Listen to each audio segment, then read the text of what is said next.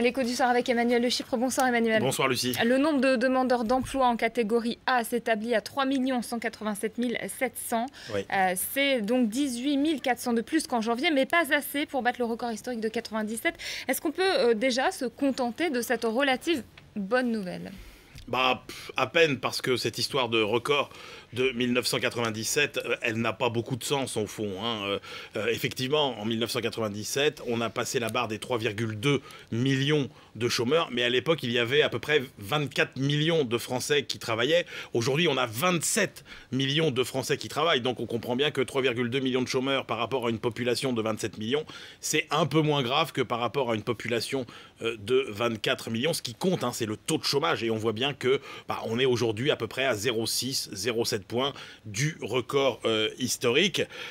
C'est effectivement une consolation, mais qui est bien maigre, puisque malheureusement, on sent bien que tous les records vont tomber dans les mois qui viennent. Le record de chômeurs absolu, le record sans doute de taux de chômage, et puis le record de durée aussi du chômage. Il faut savoir que la durée moyenne d'indemnisation du chômage, aujourd'hui, c'est 480 jours. On n'est qu'à 2 jours du record historique. Alors vous dites que ça va continuer, mais ce soir, François Hollande dit qu'il maintient son objectif d'inverser la courbe du chômage à fin 2013. Est-ce qu'il est réaliste ? Alors, fin 2013, non, c'est sans doute totalement impossible, pour une raison simple. On a 150 000 personnes qui rentrent cette année sur le marché du travail, et que juste pour stabiliser le taux de chômage, c'est simple, il faut créer au moins 150 000 emplois de plus qu'on en détruit. Ça n'est possible que quand on a une croissance d'à peu près 1 à 1,5%. Or, on sait très bien qu'on aura une croissance de 0.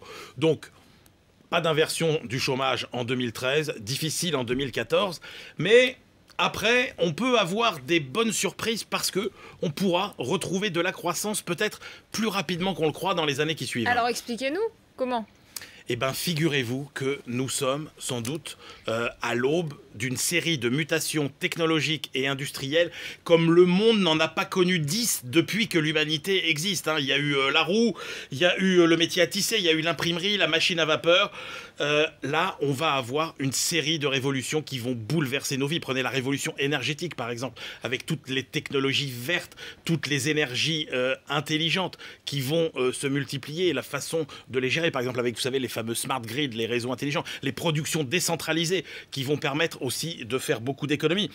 Mutation industrielle, la robotisation par exemple n'en est qu'à ses débuts. Les nouvelles machines qui vont arriver vont avoir des capacités décuplées par rapport à celles de leurs ancêtres. Mutation analytique aussi, vous savez, c'est la capacité à analyser et à traiter des tonnes et des tonnes de données statistiques.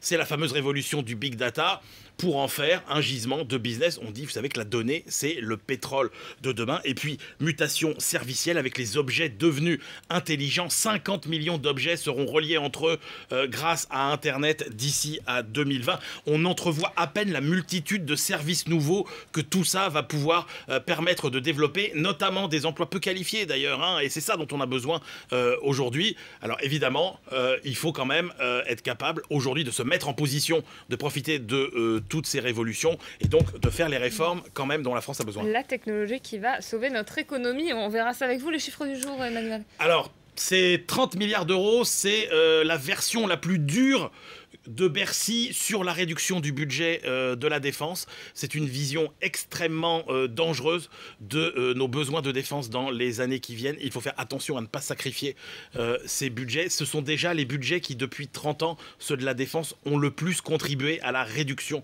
de la dépense publique. Le problème, c'est que comme les militaires, ils disent pas grand-chose, ils sont moins habiles pour se défendre que ceux qui ont des porte-voix beaucoup plus efficaces. La grande muette, ce n'est pas votre cas, Emmanuel Le Chypre. Merci beaucoup, c'était l'écho du soir.